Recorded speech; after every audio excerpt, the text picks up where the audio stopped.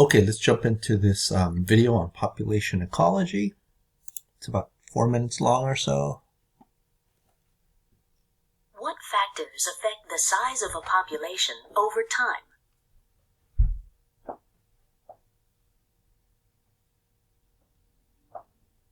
Let's zoom in to St. Paul Island in Alaska, where reindeer were introduced in 1911. We can look at the size of the reindeer population over time using a graph. The horizontal axis shows time, and the vertical axis shows population size, the number of reindeer. The population increased when the birth rate was greater than the death rate. The population decreased when the death rate was greater than the birth rate.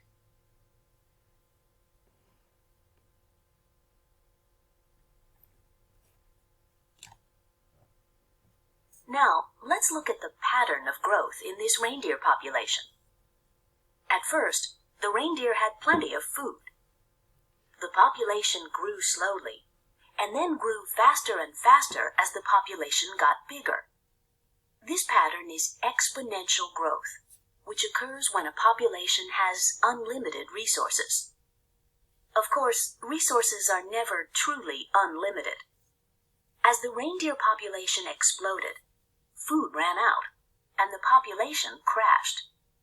Exponential growth cannot continue forever.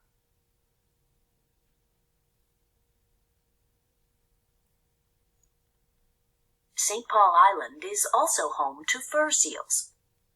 When seal hunting was reduced, the population grew in a way that initially resembled exponential growth.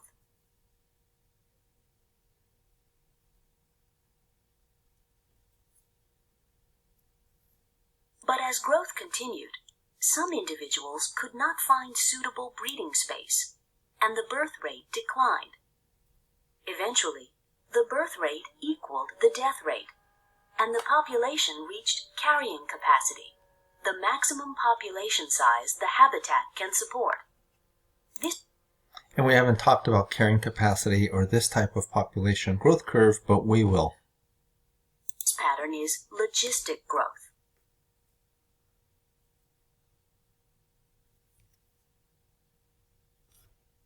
In Lake Superior, Ile Royale is home to moose, whose population size is shown in red, and wolves, whose population size is shown in blue. As wolves preyed on moose, the moose population crashed and wolf numbers increased. But with fewer prey, the wolf population also crashed. This allowed the moose population to rebound. This pattern of interrelated ups and downs is sometimes seen in predator-prey situations. And we'll talk about predator and prey population models as we go through the chapter, in addition to these factors, density dependent and density independent. So as we go through the chapter, you may want to come back and watch these videos again, or this particular video again. Some factors that limit population size depend on the density of the population, how many individuals occupy a certain amount of space. Density-dependent factors include limited food, limited breeding space, and predators. Density-independent factors do not depend on population density. For example, an oil spill affects all the birds in the area, regardless of their density. Population ecology helps us understand human population growth and where we might be headed next.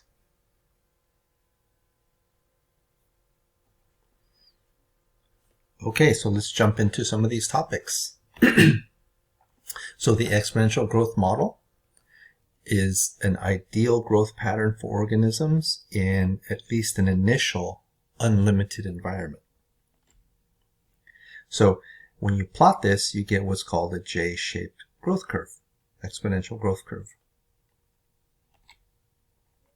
And this population growth occurs under certain situations, like following a disturbance, a fire, a flood, or hurricane that will wipe out competitors, open up a habitat or an area for maybe plants that are regenerating or new organisms that might move in to a new open environment where resources initially are plentiful or unlimited, meaning space, food, habitat, those sorts of things. And as the population numbers increase, there's more individuals to reproduce, so it starts to curve upwards, this classic J-shaped growth curve that's characteristic of exponential population growth. But like that video mentioned, no environment is truly unlimited long term, so eventually this growth has to slow down, stop, or go backwards and crash. It all depends on the environment, the habitat, the resources, and the organisms. So with logistic population growth, natural environments do not have truly unlimited supplies of resources, whether it's food, space, water, nesting habitats for birds, so that long-term exponential growth is not possible. So limiting factors are the environmental factors that restrict population growth and control the number of individuals that will be found in a habitat or in an environment. And again, that's because in nature, resources are not unlimited in the long term. So carrying capacity, it's kind of a good name. This is the maximum population size that an environment can sustain, meaning a habitat or environment can only carry so many individuals long term. Okay? How many individuals depends on the habitat and those particular individuals. If we look at the African savanna, the carrying capacity for grasses is huge. Probably billions and billions and billions of individual grass plants. Shrubs is going to be smaller because they're bigger and they require more resources. Large trees, fewer. Okay? Birds, there's higher carrying capacity for birds in this habitat than there are for gazelles, which are larger and need more resources. Okay? Same habitat, different carrying capacity for the different species that are being considered. So logistic population growth, this is the growth pattern we see when the growth rate initially might increase, and the first part here is exponential, but eventually the growth rate, the increased number of individuals, starts to slow down and starts to level out at the carrying capacity for a particular environment. And notice the shape of this curve. It's not J-shaped, it's what we call S-shaped. And that's characteristic of logistic population growth for organisms. The population tends to be at or close to the carrying capacity, and the growth rate is 0. That doesn't mean there's not any new individuals, but that means that the birth rate tends to equal the death rate. So population growth, meaning overall numbers, stays constant. 0. Think of it this way. The population numbers are not changing. They're not increasing. They're not decreasing. They're staying static. So the growth rate is 0. Okay. As you average it out, there's going to be some fluctuation. But as it averages out, growth rate is 0. And that's characteristic of logistic population growth. The carrying capacity for a population will vary depending on the species and resources available in that particular environment or habitat, as I mentioned before. This habitat, this environment is the same, but the carrying capacity is different for individual numbers of large trees versus shrubs versus grasses versus larger gazelles and smaller birds and even smaller, say, insects. So selection for organisms exhibiting the equilibrial life history, this survivorship curve type 1, tends to occur in environments where the population size is near or at the carrying capacity. Okay, so organisms that have a logistic growth model or growth curve tend to be organisms that have the type 1 survivorship curve, meaning fairly large individuals, fairly long-lived, relatively few individuals that are born, higher parental care, they tend to live a fairly long time, and then they die off as they get older. So the logistic model, here in blue, logistic growth model, or logistic growth curve versus the exponential growth model, or the exponential growth curve. They are theoretical models for the ideal population growth.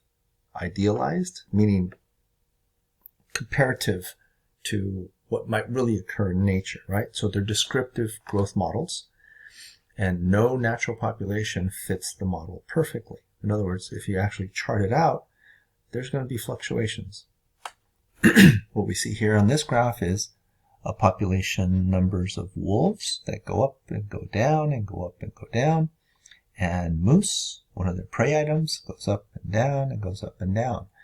On the long term, if you chart the population growth curve of moose and wolves, they fit, as these numbers are averaged out, they'll fit the logistic growth curve, this S-shaped growth curve.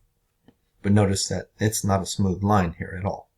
So these are idealized models, exponential growth curve model and the logistic growth curve model. So talking now about density-dependent factors and then density-independent factors. So these are environmental factors that will limit population growth and numbers of individuals, population density, and these factors are related to the number of individuals.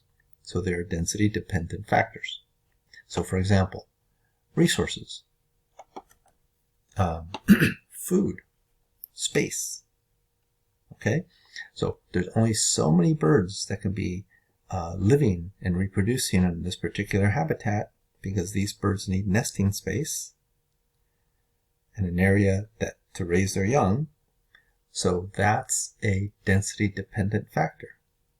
Nest spaces or nesting spaces. For caterpillars, a density-dependent factor would be the amount of food in an area. The more caterpillars there are, the less food resources there are for each caterpillar, right? The less space for nest habitat there is, the less nesting spaces there's going to be for these birds, meaning fewer of them are going to be able to reproduce. Fewer caterpillars are going to be able to be fed.